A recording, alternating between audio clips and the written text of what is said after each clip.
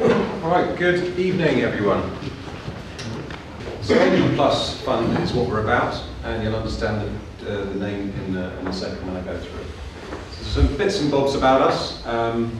We've been around the block as well. I think, as you've heard today, people have been there and built tech businesses and sold them. And we got together originally as a sort of selfish thing for ourselves to invest in some tech companies, and we thought, yeah, it's going quite well. But where we made money, where we lost money, the difference, the delta, was actually when we invested alongside people who we believed in, who also invested alongside us and took a seat on the board. People understand that? Right. So we call these people venturous, and it really defines everything we do. So we only invest when somebody that we trust and have checked out invests alongside us, pari passu, and takes a seat on the board. And a bit of a self-fulfilling prophecy. We've played with it for a while. But let me move on to exactly that. This is kind of the usual, frankly, anodyne slides about what I would just call normal investing. So in the time available, I'm just going to take you to the interesting bits, because otherwise you'll lose the will to live. Things you can't read, but there's a bit about us. We have very experienced 3 people who have run funds, and 2 people have built businesses. My colleague Adrian has built 3 businesses in life sciences.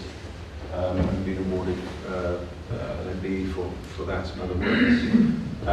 And the figures are successful, and we thought we'd give it a go. We share the same religion in terms of backing what we now call ventures. We have a portfolio of tech businesses ranging from genome editing software, which is pretty scary stuff, being able to edit people's genes while they're still alive. Yeah, just dwell on that when you're having a beer later. We've got an Alzheimer's cure, this one, which is, we've had some amazing news about its efficacy. We've got a student care business. We've had an exit, and I'll talk a little bit about this in the time available from this one, which is portable X-ray scanners. And these are the things that you sort of wheel around, suspicious-looking packages, and like in our the cloakroom out there, no, I'm just winding you up. And you put this device on, and we were only able to announce this exit today, which was a coincidence, but a happy one. I'll tell you about that in a sec. These are some exits from the other, from us all individually, if you like, before we got together.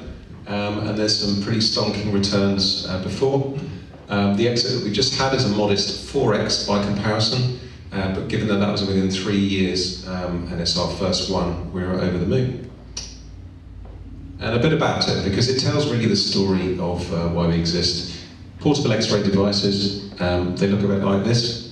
So if your bag's being checked out by one of these things, go up to the officer quickly and explain yourself. We got very fortunate to have a gentleman called Bill Moore, who's this guy. So he's nothing to do with Boundary per se, although he did invest in a fund because he wanted to. But we liked him, we liked the business. And he said he was prepared to put a slug of change of his own money alongside us and obviously our investors. It was an EIS opportunity, of course. He's got a very big, experienced executive life in this game, but also at smaller level. And that's really important, because the companies that we're dealing with, they don't have much oxygen, but they need to reach the stars, if that's not a cheesy metaphor, and they also need access to senior contacts. So people who can interface with both sides of that are really, really valuable. And they've all got to get on. We look at the chemistry. We also look at the management team and mentorable.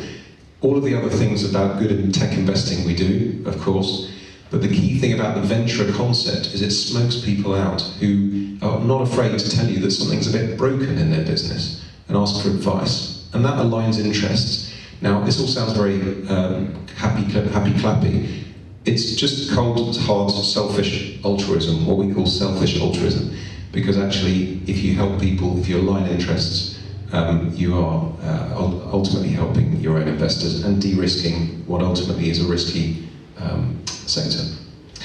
So yeah, he took over, took the reins and mentored the team. And yeah, absolutely delighted with him, and hopefully Kuba and their investors are too. Yes, okay, good. So we've had some other good performances as well, and just some CAGRs there in terms of the growth that we've had there. We haven't had any revaluations in the last couple of tranches. It is an evergreen fund, but we are delighted with the progress, and we have about 11 or 12 million under management at the time of speaking. So the structure is we don't charge investors, we charge the companies, and that's kind of accepted. We do add value to the companies. I think they understand what they get when they meet a venture, and that person starts opening up their black book and changing the business. And it's someone they could never afford to work with as well. So that's really about us. Hopefully that was interesting, and if you want to discuss anything, I'll be probably propping up the bar later. Okay, thank you.